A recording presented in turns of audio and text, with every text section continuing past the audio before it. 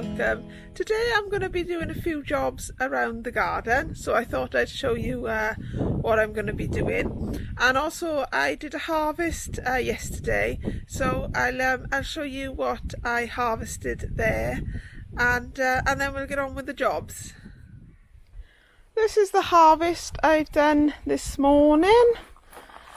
Got a big old tub of runner beans here. These are called Lady Di, and I will probably be making a chutney out of them, at least some of them. I've got 2 tubs of raspberries, a different variety of runner bean there. I think that's Polestar. Then I got the Rosilla tomatoes from the greenhouse and the Mamand tomatoes from the greenhouse.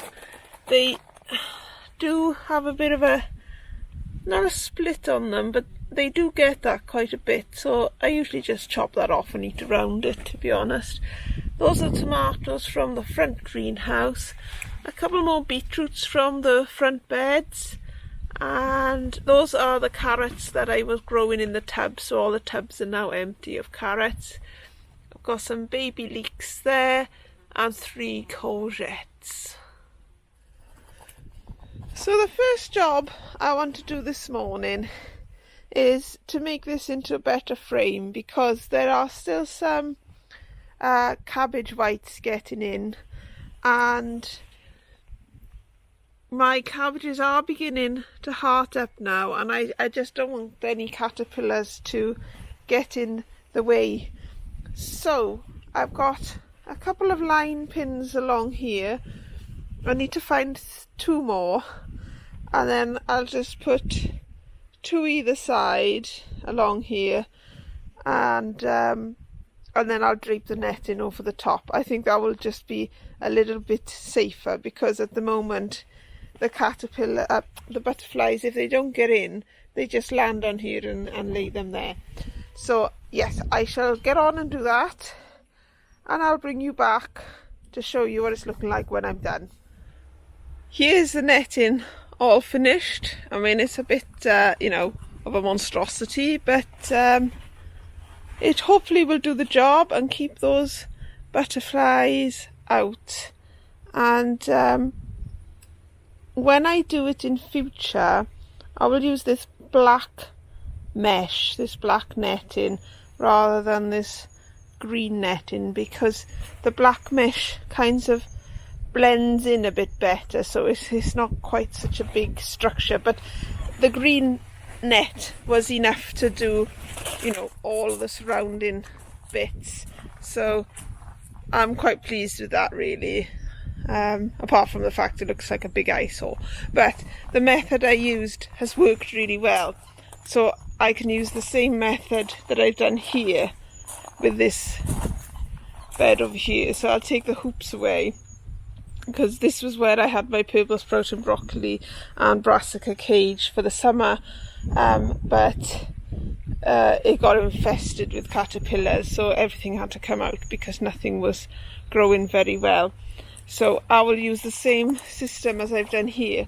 So I'll use the line pins as the leg supports, and then I've just tied on with some string, some timber that runs the length across there, and then I've screwed timber to the top for the supports on the top, and I quite like that that way. I think it should stay intact over the winter, and hopefully it'll do the job that it needs to do.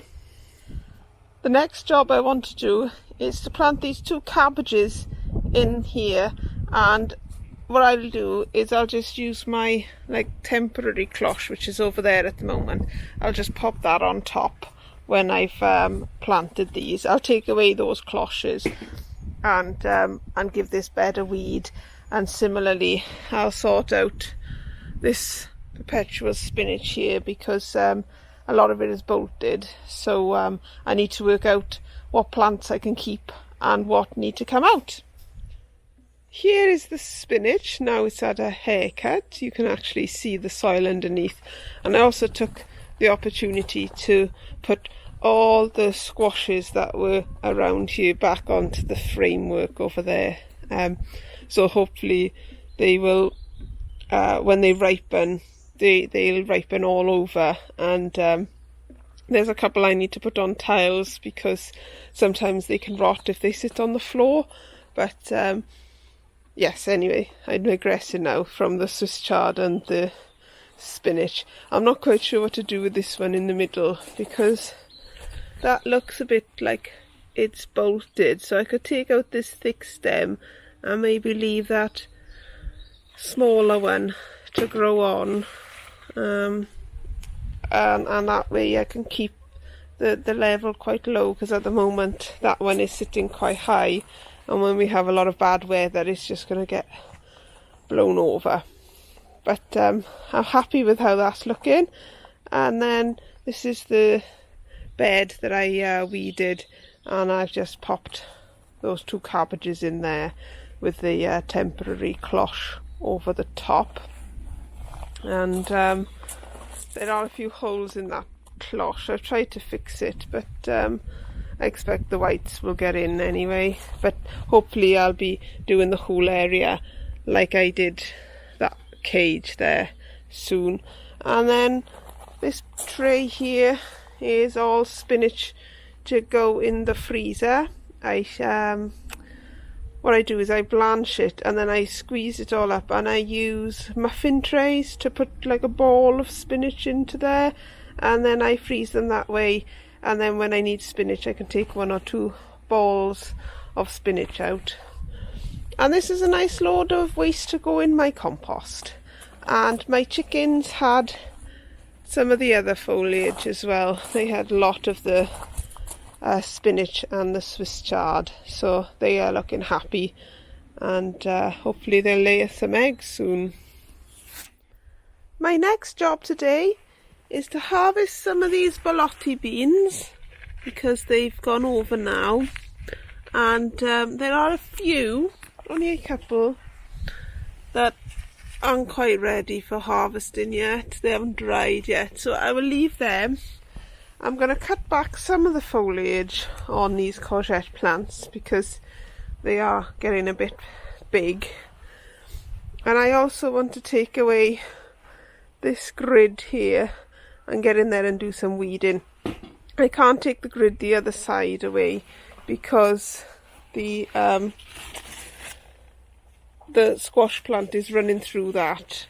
That's feeding that one there. So I can't take that away, but I'll take this front one away and have a little tidy up there as well.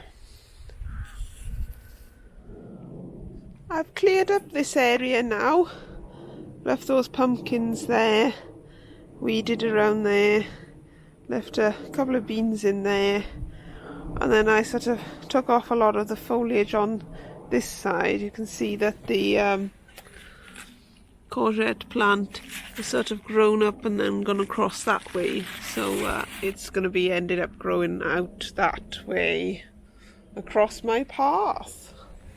And I did the same with the other side, and then I just trimmed away a few of the leaves that were covering those 2 pumpkins there. I just thought I'd give you guys a different angle from the pumpkins. No, I didn't really. It's just that the harvest of beans was down here. So, not like a great harvest, but I reckon we'll probably get a small jam jar full of beans from that. And of course, the ever-present courgettes. And the last job I'm going to do today is to plant some carrots in these 2 tubs. This is spent potato compost, so I've just put some bloodfish and bone over the top, and then I'm going to put some fresh compost to within about 1 inch from the top of the rim, and then I'm going to plant my carrots. Here's my buckets, or pots rather, with the holes all made, and I'm just going to put 2 seeds per hole, and the variety is Eskimo. This variety is a pelleted kind, so it has green coating on it, which makes it much easier to see when you're sowing the seeds as to how many you're putting in each hole. So I'll just give it a gentle cover over. And that's them done. Well, I just need to water them in now, and hopefully they'll grow and I can grow them in my greenhouses over the winter. That's the plan anyway. So that's it from me for today. I've really enjoyed having a bit of a tidy. I've been sorting out those cabbages and sorting out the Swiss chard. It just looks nicer now from my kitchen window, which is what it's about when you've grow in your own garden, isn't it? It's not so bad when you've got an allotment that you don't see every day, but when you look out on it and you think, oh, I've got to go into that and I've got to go into this, it's it can be a bit vexing sometimes, can't it? But it's all sorted for the time being. So that's it from me for today. Thank you for watching, liking, commenting and subscribing if you have done so. I really do appreciate it. And all I can say about my work around the plot today is lovely job.